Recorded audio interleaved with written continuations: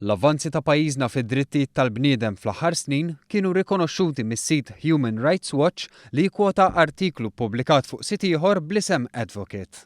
F'artiklu li jiffoka fuq id-drittijiet ta' persuni LGBTI, l-artikolista jinnota kif fl-aħħar 4 snin iċkejken pajjiżna issorprenda d-dinja b'liġijiet progressivi.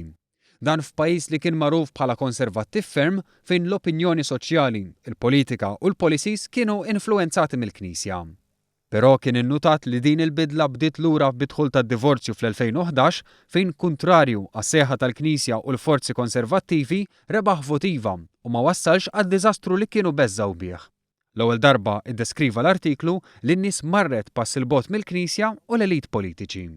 Biex imbagħad fl-2013 il-Partit Laburista rebaħ l-elezzjoni u l-Prim Ministru Joseph Muscat adotta l-aġenda progressiva tad-drittijiet tal-bniedem adottati minn attivisti LGBTI.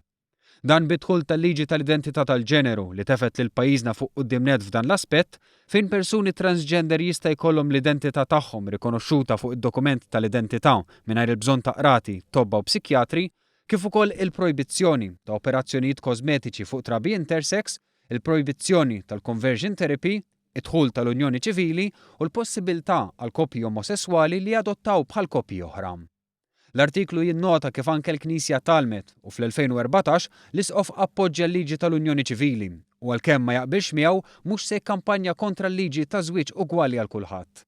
Liġi li kwota lil Prim Ministru jgħid li hu gburi li se tkun l-ewwel waħda li l-Gvern tiegħu se jintroduċi f'din it-tieni leġislatura biex bekk Malta tkun it-23 pajjiż li jdaħħal l-ugwaljanza fi żwieġ.